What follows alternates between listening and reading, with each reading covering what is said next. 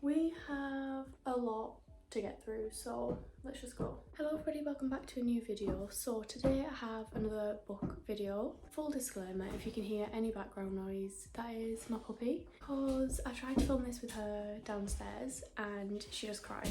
So she's up here with me, but she's currently destroying one of her teddies. That is what all of that noise commotion is. I do apologise. Here she is anyways.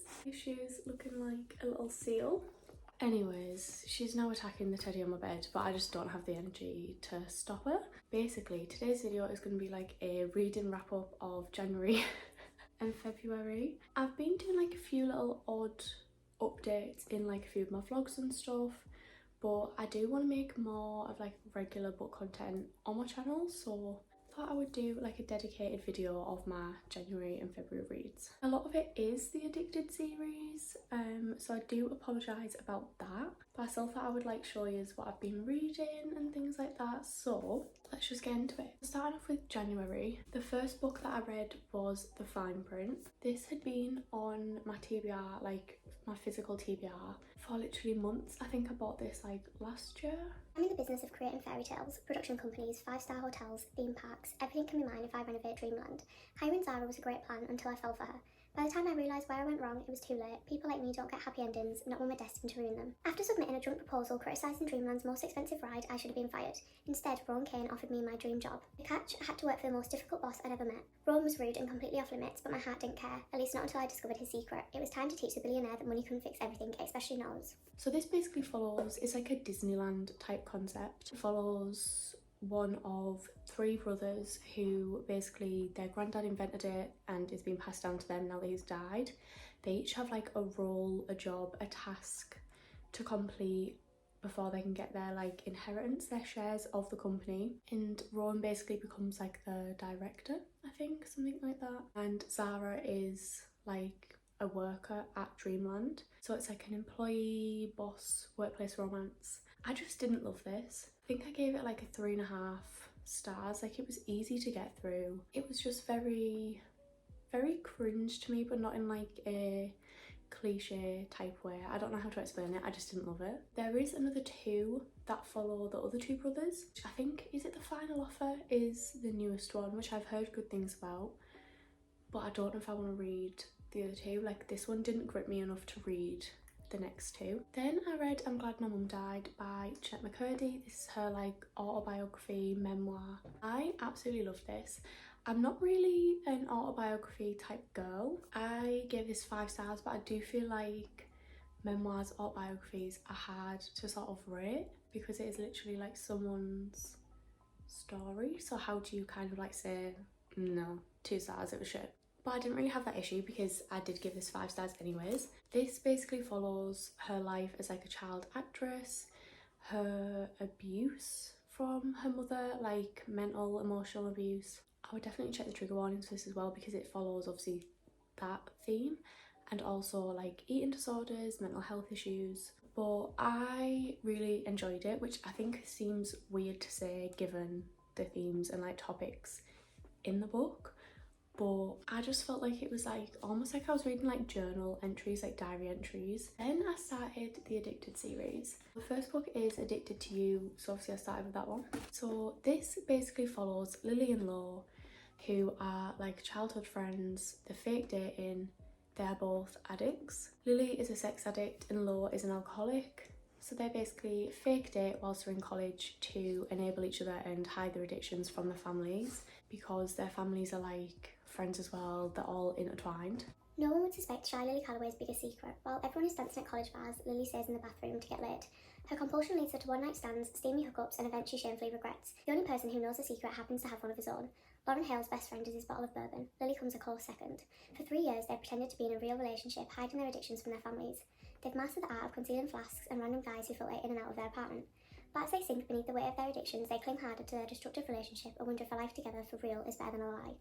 Strangers and family begin to infiltrate their guarded lives, and with new challenges, they realise they may not be addicted to just alcohol and sex. Their real vice may be each other. So I loved this in terms of like getting to know Lily and Lo, like introducing us to that story, their world. But when I was reading this wasn't my favourite.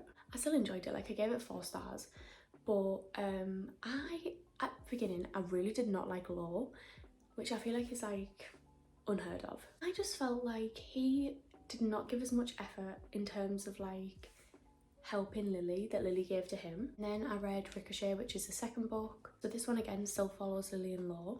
Cravings and fantasies become a new routine, but while Lauren Hale recovers from his alcohol addiction, Lily wonders if he'll realise what a monster she really is. After all, her sexual compulsions begin to rule her life the longer she stays faithful to him. Progress, that's what Lily's striving for, but by trying to become closer to her family, people who aren't aware of her addiction, she creates large obstacles. When she spends time with a younger sister, she learns more about her life than she ever imagined and senses an unsettling connection between Daisy and Riker Meadows. With Lily and Law's dysfunctional relationship teetering and unbalanced, they will need to find a way to reconnect from miles apart, but the inability to touch proves to be one of the hardest tests on their road to recovery. Some love brushes the surface, some love is deeper than skin. Lily and Law have 3 months to discover just how deep their love really goes. So this one basically follows them trying to get over their addictions. They're both seeing therapists, Law is in rehab. I enjoyed this one. It kind of didn't feel like there was much plot in this one. To be honest, most of the books don't have like a major plot, if that makes sense. They are very character driven, but this one, obviously the main plot was that they were apart and stuff, and then you learn more about Daisy, who is Lily's sister. But I don't know, I just really enjoyed this one. I gave this one 4 stars as well. Then I switched to an audiobook. I listened to Prince Harry's autobiography. Again, I do think it's hard to like rate autobiographies, but I definitely didn't enjoy that one as much as Jeanette McCurdy's. Then I read A Million Kisses in Your Lifetime. I loved this. People had said that it was like Gossip Girl type vibes, but the only thing that gave me Gossip Girl vibes was like the prep school setting. So this follows like a school romance. It's set in a prep school. It follows Chase and Ren. Chase's family basically owns the school, so he is like the top dog there. And then Ren is kind of like the innocent goody two-shoes type girl. Ren Beaumont is beautiful and kind. She always gets good grades and is loved by everyone at Lancaster Prep. Everyone but brooding campus bad boy Crew Lancaster. Crew is rich and handsome, his life is meant to be easy. But when you have an overbearing father and your family own the school, the pressure to be the best makes life harder than everyone thinks. And he certainly doesn't have time for innocent girls who only care about their classes, girls like Ren Beaumont. When unexpected chemistry disrupts psychology class, Ren discovers there's more to life than good grades, and Crew finally understands what it's like to be in love. So when I was reading this, I really enjoyed it. Like, I ate it up. I finished it in like a day or two. I think I gave it 4.5 stars. I did really enjoy it. I enjoyed like the setting, I enjoyed the story, their relationship. Crew is literally a top tier book boyfriend. Did not like the fixation on Ren and her innocence and her purity and stuff. That kind of freaked me out a little bit. That's why I took like 0.5 star off. But I really enjoyed this. Then I read Circe, and this one again is one that had been on my physical TBR for literally well over a year. I was just always too scared to read it. This is basically like a Greek mythology retelling. I'm gonna read the back, but I don't know how to pronounce literally any of the names, so nobody at me. In the daughter of Helios, god of the sun and mightiest of the Titans, a daughter is born. Circe is strange, not powerful and terrible like her father, nor gorgeous and mercenary like her mother, but she has a dark power of her own, witchcraft. When Circe's gift threatens the gods, she is banished to the island of Aea, where she hones her occult craft, casting spells, gathering strange herbs and taming wild beasts. Yet a woman who stands alone cannot live in peace for long, and among her island's guests is an unexpected visitor, the mortal Odysseus, for whom Circe will risk everything.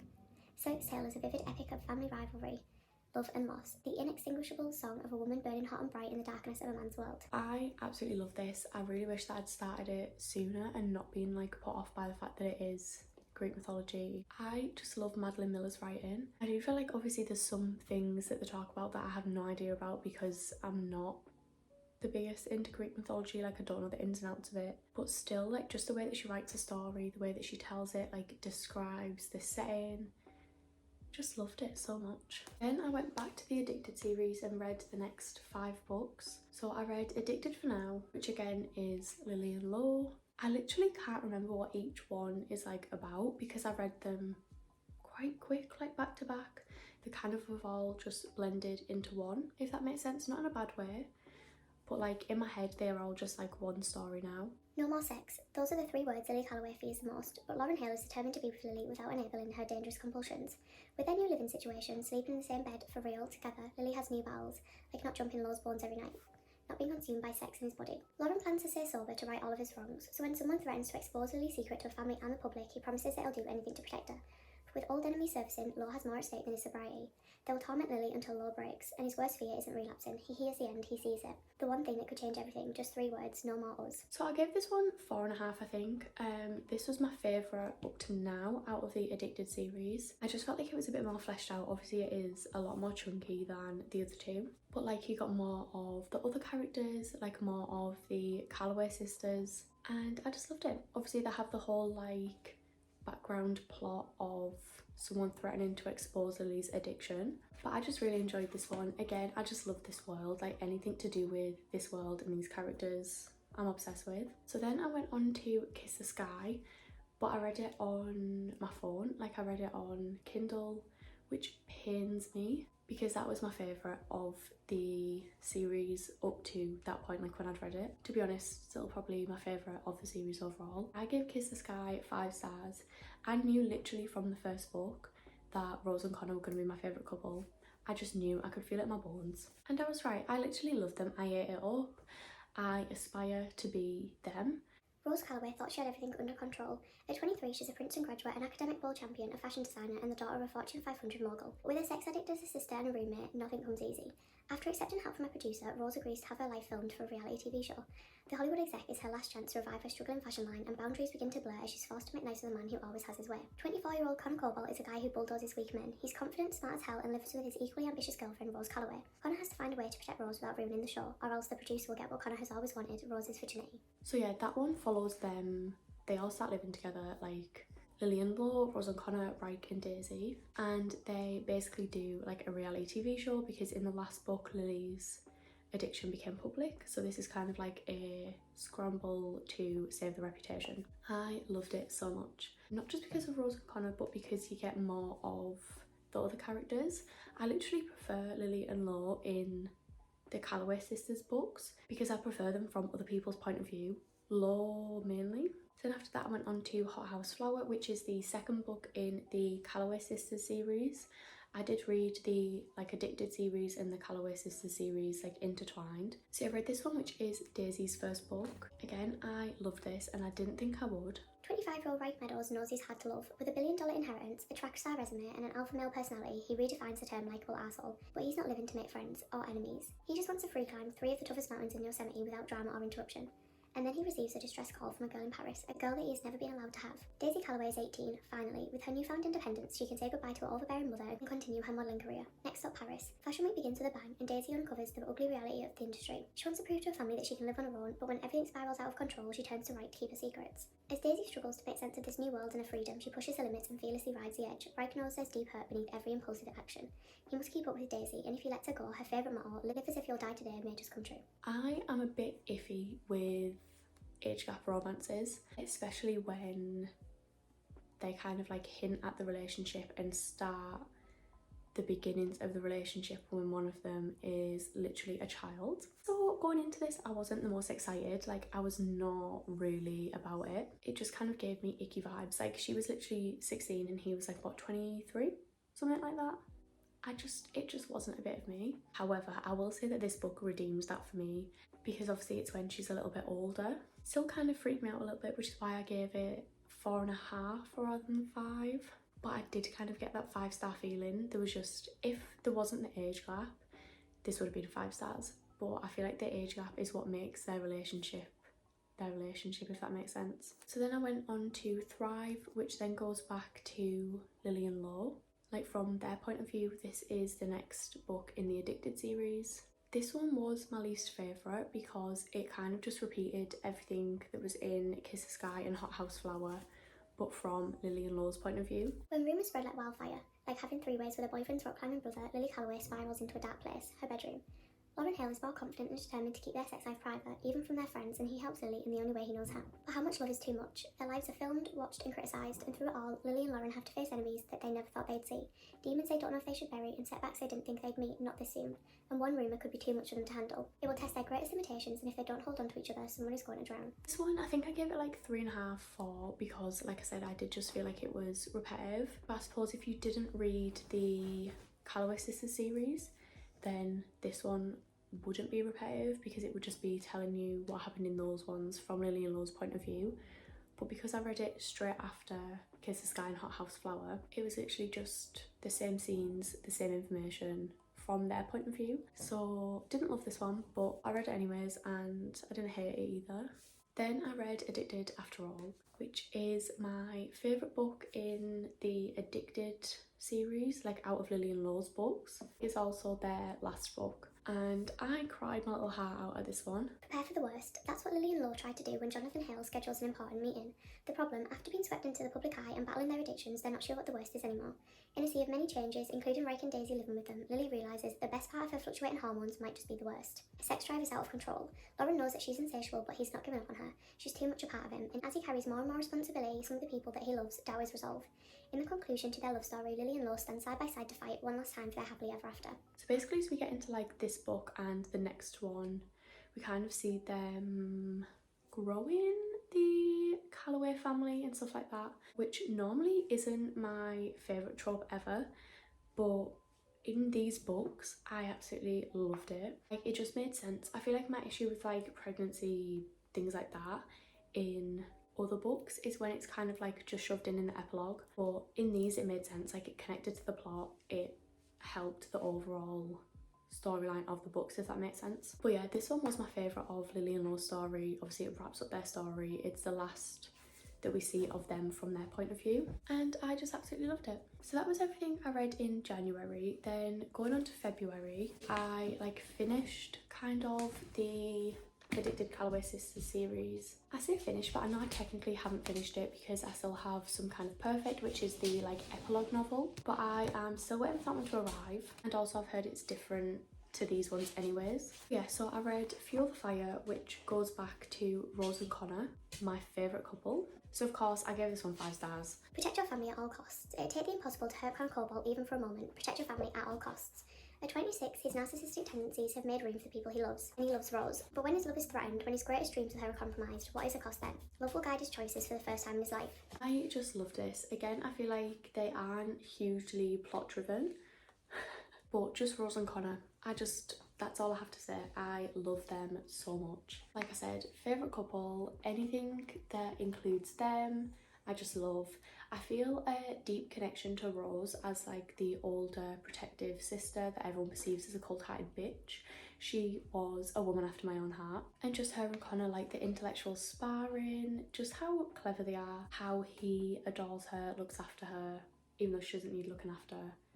Just loved it so much. I went on to Long Way Down, which again, bawled my eyes out. I originally didn't give this one 5 stars, purely because I didn't feel like it lived up to Rose and Connor for me, but then I went back and gave it 5 stars. So this is Daisy and Rike's last book. With a 7-year age difference, Rike and Daisy have faced an uphill battle in the eyes of the world and their families. Known as the most adventurous, fast-paced couple, their next step has always been elusive to the rabid media. Behind the scenes, heartbreaking troubles continue to test Rike and Daisy's resilience and shape their future together. They promise to never slow down, to never compromise who they are, to never abandon their love for each other. But preserving their happiness also means adding more risks, ones that Con Cobalt wouldn't even take. As a professional free solo climber, Rike is no stranger to risk, but his next step with Daisy wagers more than just his health. With their lives on the line, Rike and Daisy head towards the vast, wild unknown in this epic final conclusion to the Addicted Calloway Sisters series. This was kind of the one that fully redeemed Rike and Daisy in my eyes. Like, after this book, I loved them, no shame, age gap or not, didn't care, it kind of went out the window. I just felt like they truly deserved happiness, and seeing them kind of like finally get it in this book made everything else worthwhile, because I just felt for them so much. Like, Daisy truly deserves the world. I loved it. I laughed, I cried. After I finished it, I literally had like a solid 20 minutes where I just sat in silence and cried my eyes out because I had technically finished the series and I didn't know what to do with myself. I still don't. I still watch edits, read through quotes literally every day, because I'm just a shell of a woman now that I finished the series. So now that the Addicted Calloway Sisters series is out of the way, the next book that I read was Before We Were Strangers, and I also gave this 5 stars. I've actually had a pretty good last 2 months of reading in terms of like finding some of my favourite books. This is basically a second chance romance, like kind of friends to lovers. I just love this. It's set in New York. This follows Grace and Matt in college. So they meet, they kind of like become friends, and they basically like just explore New York together. like start to fall in love, but then basically something happens, not like major, you know, in like the second chance romances where like there's a reason why they stopped talking. I suppose it was quite major actually, that was not correct of me to say.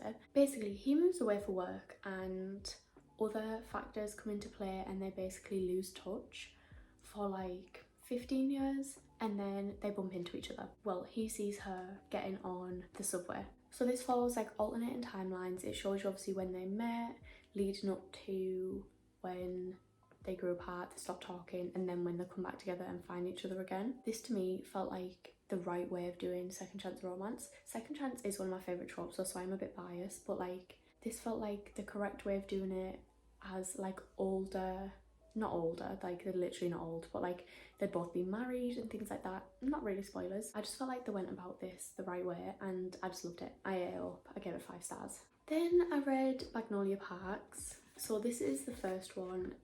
There's the Magnolia Park series and then there's the Daisy Hate series. I gave this 4 to 4.5. I am a little bit undecided. I felt so conflicted after finishing this book because it is like a toxic romance.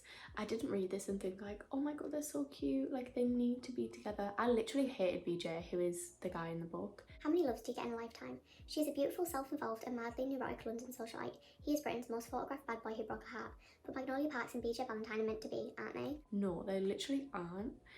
I honestly despised him so much, and then because I didn't like him, Magnolia kind of just pissed me off because I felt like she could have literally been doing so much better, but she was just hung up on this like piece of shit guy. All I have to say on this one is that Tom England deserved so much better. I would die for that man. I don't know, I did love it, like I loved the setting. This one is very much Gossip Girl vibes, but if Gossip Girl was in London. Loved that aspect of it, but the actual relationship bit just pissed me off. I am truly not a toxic relationship kind of girl.